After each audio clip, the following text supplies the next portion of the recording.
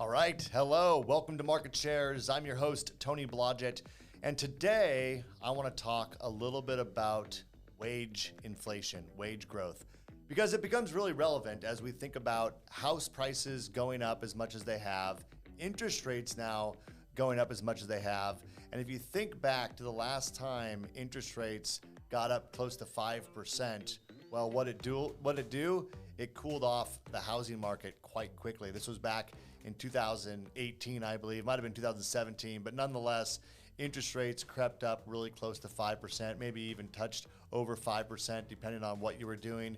And all of a sudden, we saw a pretty quick pullback in the demand for housing, and inventory grew, etc. It put a wet blanket on a hot housing market.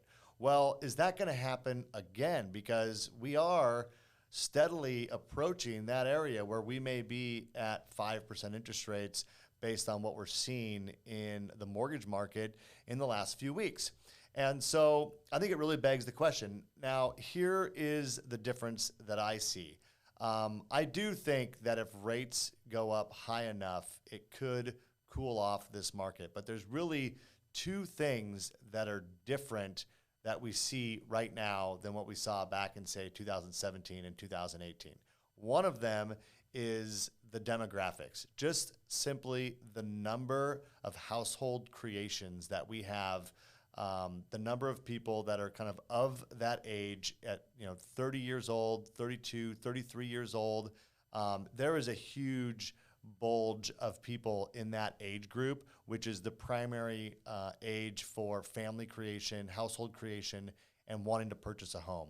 So you couple that with kind of the long-term, the slow movement of millennials into home ownership. So we still have some folks who are probably not in that age group that never did purchase a home that now might want to. And then you have your typical home buying age. And all of that is kind of converging together, creating this massive supply and demand issue. And there's not a whole lot you can do about that. But look, affordability comes into play here at some point, right? I mean, if interest rates keep going up and home values are going up, people just simply can't afford it. Well, here's the thing that no one is talking about is that incomes are going up as well. And so, really just since the pandemic started, we see incomes up around 12, 13%. Now, double-digit wage, growth and double-digit housing growth, they don't necessarily have to stay equal, because when you're purchasing a home, you're using leverage. So what we really have to look at is that percentage of a person's income that they can dedicate towards their housing expense, and then how does that change their borrowing power. So to give you just a quick example, I ran a couple scenarios here. If the interest rates were, let's just say 5%, but someone's income who made $100,000, let's say that their income grew by, let's just say the 12%. That would put them able to borrow at the same interest rate of 5%. They could borrow $440,000 now, and with the same exact payment that they could have borrowed $372,000. Now, this isn't quite as much as that same person would have been able to borrow at a 3% interest rate, but it's close. That would have been $474,000 versus the $440,000. So it is actually pretty close to what you would have been able to purchase, and that's just simply based on the increase in incomes that we're seeing.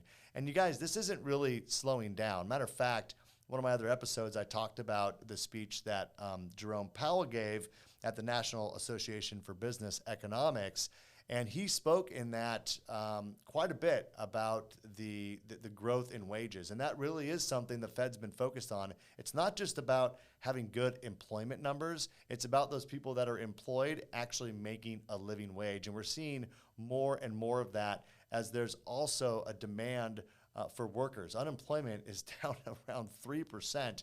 And so really we're seeing kind of that lower part of the income range really doing well as far as their wages going up. There's a demand for workers, and that's meaning that employers have to pay more just to get the staff that they need to continue to maintain and to grow. So this is a factor that I just wanted to point out that doesn't get talked about a lot. We hear about inflation, we hear about interest rates going up, and all of a sudden it's like, oh, well, affordability is going to be just blown out. Well, you can't exclude from that conversation the increase we're seeing in wages, because, you know, if houses and interest rates go up, but so is everyone's income, well, you know what? It works out. So I don't think just the higher rates that we're seeing alone are going to be enough to put a major damper on housing like we've seen happen in the past.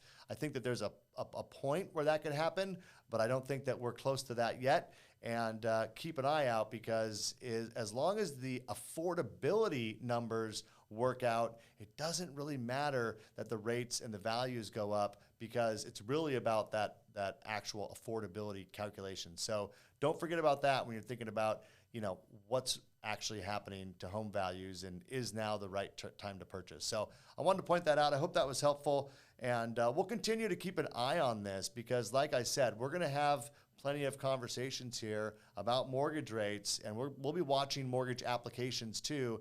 And it is going to be interesting to see that if mortgage rates continue their chug higher, do we start seeing a reduction in people actually purchasing homes?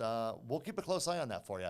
So for now, that's the message I wanted to get out to you guys. I hope that was helpful. If you enjoy this content, please help us share this page. Help us grow this page by sharing, liking, comment down below your thoughts, share it with a friend, subscribe, and let's continue to build Market Shares into a resource for many people, both in our industry and consumers alike who like to dig in and learn more about this stuff. For now, take care.